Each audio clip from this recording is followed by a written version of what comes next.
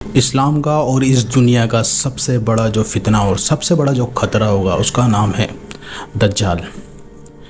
दज्जाल कौन है? दज्जाल क्या करेगा? दज्जाल का काम क्या है? कैसा दिखता है? और वो कब आएगा? उसके बारे में सारी की सारी जानकारी की हम बात करेंगे। बहुत सारी आप लोगों ने यूट्यूब पे वीडियोस देख ही रही होंगी।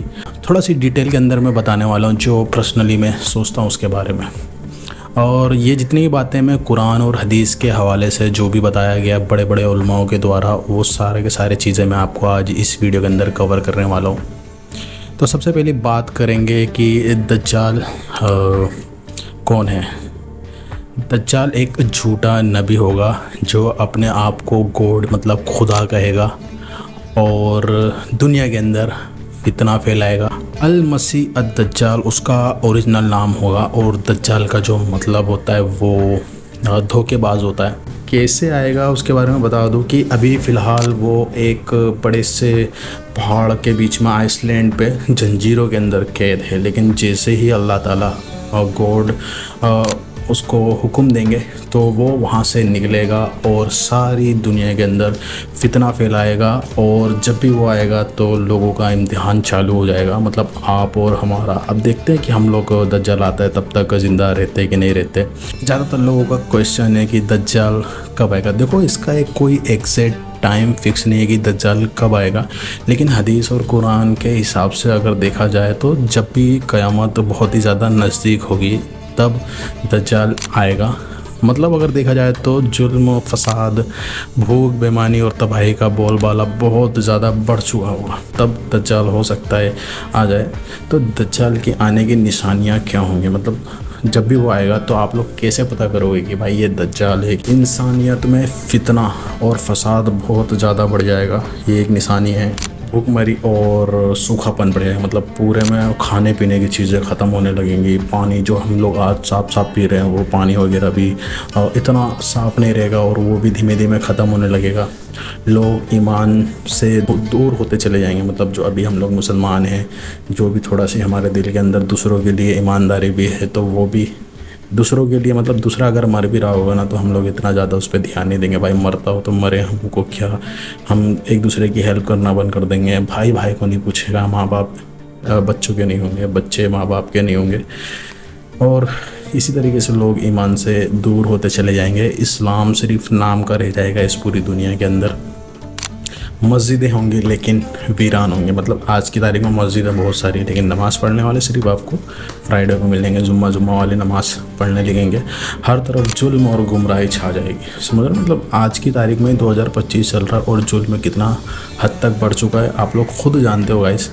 दज्जाल की पहचान कैसे होगी वो मैं आप लोग को बताता हूँ। जब भी आप दज्जाल आएगा तो उसकी पहचान कैसे होगी, काफ़ी ज़्यादा हदीस और कुरान के अंदर उसके पहचान के बारे में बताया गया है। और हम लोग इसी को ही फिक्स रखेंगे, कोई भी अपने तरीके से या अपने दिल में से नहीं बता सकते, क्योंकि जो लिखा हुआ है वो पिछले कई सालों से पूरा होते हुए आ रहा है, तो आगे भी होने वाला है। ऐसा कहा जाता है कि दज्जाल जो होगा एक आँख वाला होगा। मतलब ज़रूरी नहीं है कि उसके बीच में आँख हो, उसकी जो एक आँख होगी या तो वो काणी होगी या तो वो एक आँख खराब होगी और घटिया होगी, मतलब बंद होगी, इस तरीके से होगा। और जो ईमान वाले होंगे जब भी दज्जाल को देखेंगे तो उनको दज्जाल के माथे पे काफिर लिखा हुआ दिख जाएगा। ईमान वाले मोमिन जो मुसलमान होते हैं ना, उनकी बात कर रहा हूँ मैं। और बहुत बड़ा जिस्म होगा, अजीब सी शक्ल होगी, जादू जैसा असर करेगा। मतलब देखोगे ना तो जादू जैसा असर होगा, लेकिन सब कुछ इल्यूजन होगा। मतलब दज्जाल के अंदर ऐसी ऐसी पावर होंगी कि जब भी वो कुछ करेगा जादू जैसा तो वो इल्यूज़न होगा, वो असली नहीं होगा। और एक हाथ में जन्नत लेके चलेगा, दूसरे हाथ में जहन्नम लेके चलेगा और आप लोग को कहेगा कि अगर आप लोग मुझे फॉलो करोगे तो मैं आपको जन्नत दे दूँगा। लेकिन असल में वो जन्नत जो रहेगी वो जहन्नम रहेगी और जो जहन्नम रहेगी वो जन्नत रहेगी। तो इस तरीके से बहुत बड़ा इम्तिहान होने वाला है आने वाले टाइम में। पता नहीं लोग आज की तारीख में ही नॉर्मल एग्ज़ाम नहीं दे पाते, यही एग्ज़ाम कैसे देंगे? ठीक है, काफ़ी लोग पूछते हैं कि दज्जाल दुनिया में कहाँ पे आएगा, वो आएगा फिर कहाँ पे जाएगा। तो इसके बारे में कुरान और हदीस के अंदर लिखा गया है कि खुरासान एक जगह है, मतलब ईरान और अफ़गानिस्तान के बीच में, वहाँ पे आएगा और वो वहाँ से सीरिया और इराक़ के दरमियान वो सफ़र करेगा।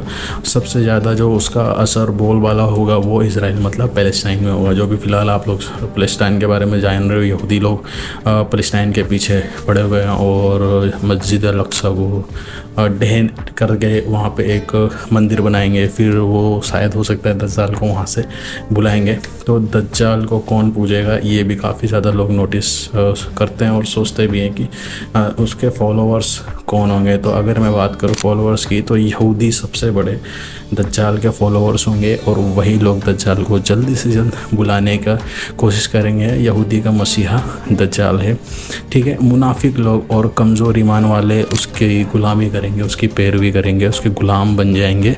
दुनिया के जो तमाम बड़े बड़े लोग होंगे, पैसे वाले लोग होंगे, जो सेहत के पीछे हैं और जो पैसा कमाने के पीछे हैं, वो उसके फॉलोवर बन जाएंगे। मतलब उसके पीछे बहुत बड़ी बड़ी ताकतें लग जाएंगी।